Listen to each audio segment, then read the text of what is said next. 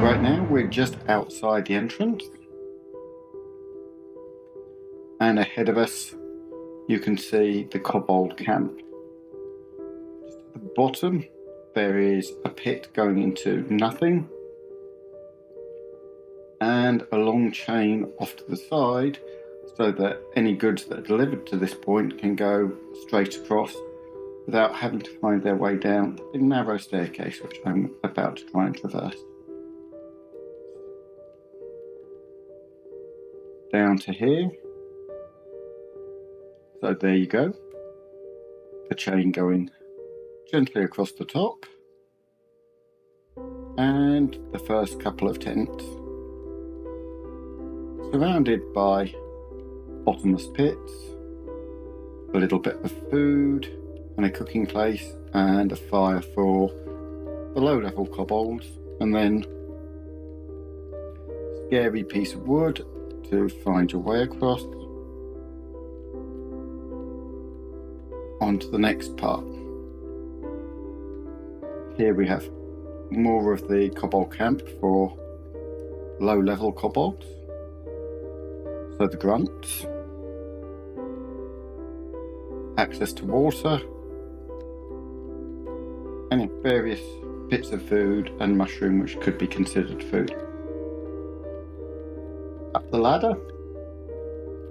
Now we're in kind of the craftsman area. Still food stuff, but rather than just the gruel, there's actually better food available. The alchemist that I forgot to remove, which is a bit annoying, but here we have again the carpenter and probably their assistant, and the one opposite would probably be the blacksmith. Actually hit the stairs, past the alchemist into the lava cave for the blacksmith. Swirling lava up to a fern forge made of lava, and then you've got the standard tools, lava pouring out and into the raised pool of lava, back out past the blacksmith, and you can see the upper area. Back down round along the narrow path, up the next ladder. So there's lots of potential choke points here. Again, stalactites, the occasional crystal, narrow corridor, so plenty of space for traps. Then out the front we have some food for the higher ups, cooking. The landing point for the crate, and we have some sacks and some crates and barrels over the other side that have already been delivered. A rotating pig for food, and if you look, we can come in here, and there is the tent for the kobold leader. We'll come back to that exit in a moment. Back along here, fire, bodyguard, stroke servant tents, and then up towards the joy that is the religious area. Lots and lots of skeletons, and a long walkway. We could have magical traps here. Sacrificial pillar. So if I don't fall off this, because I'll have to come back up. Nope, can't see down from there. So I'm going to run back over. Cage for sacrifices to be kept in. Dragon's head. More fires. Sacrificial altar. with bits. More statues. The High Priest's tent. And around the back there are bones, skeletons, and bits and pieces from previous sacrifices. Back down. And let's see. No.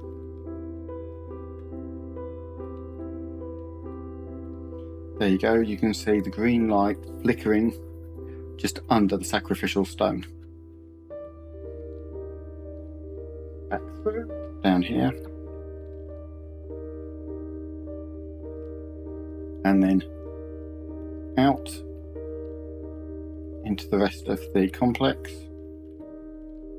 Right takes us towards the mushroom farm. So there we have, doesn't show that clearly here, but the River of Blood. And into the mushroom farm.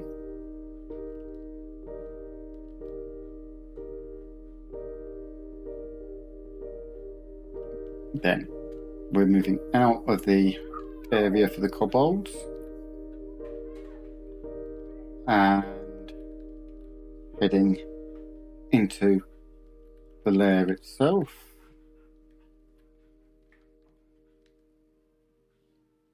Here we go. So this is the start area for the lair.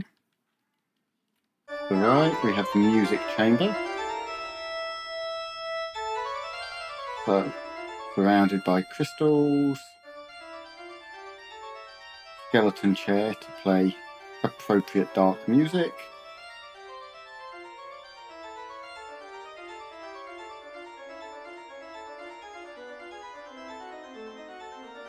we have the alchemy lab. Plenty of power, a table for creation, cloning vats, a entrance to take you into lower levels, potentially.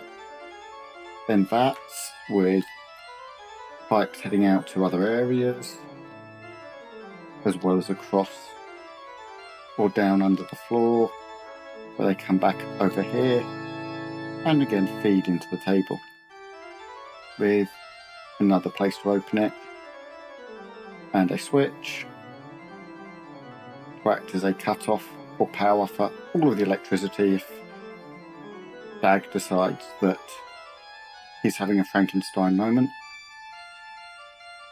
Then a desk, an alchemy or magical workshop benches over here. Out back into the lair, and you can see the boat for easy access without having to go past the kobolds. Dagg's way in and out with a bit of light for the front and back. Bridge over and into the lair. Protection with a couple of ballista pointing up and down the water. A minor trap.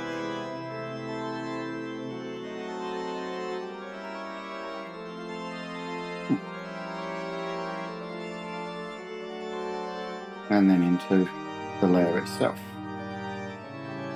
So this way we have the way into Dagg's crypt.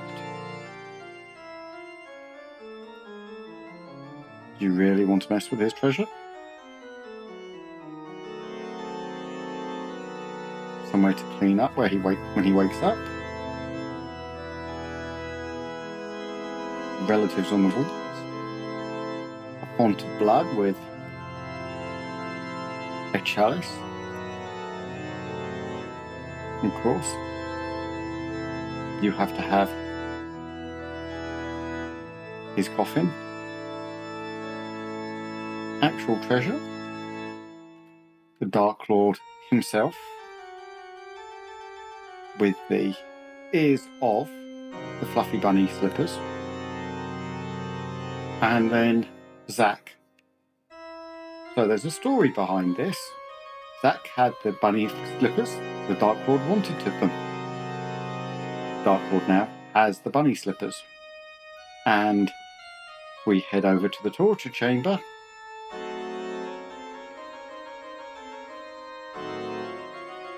There we can see the remains of Mac. General torture chamber with all sorts of dark and nasty implements befitting such a space. Close the door. Then if we come up this way, we head right. We have guards' quarters. There's not just kobolds, but actually appropriately trained and equipped guards with an armory and spaces to maintain their weapons.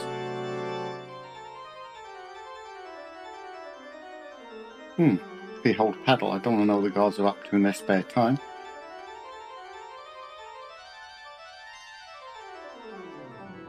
Back out the armory.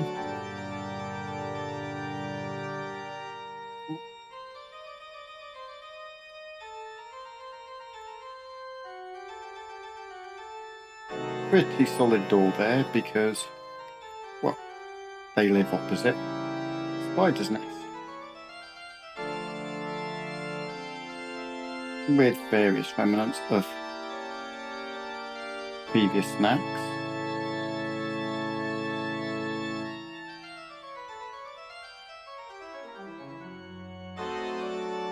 And that protects his treasure chamber.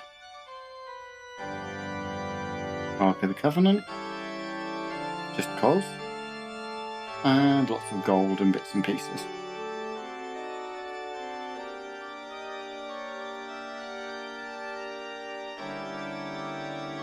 And then, last but not least, you've got guards that are ordinary. They have to eat. So, there is an ordinary kitchen for feeding the guards.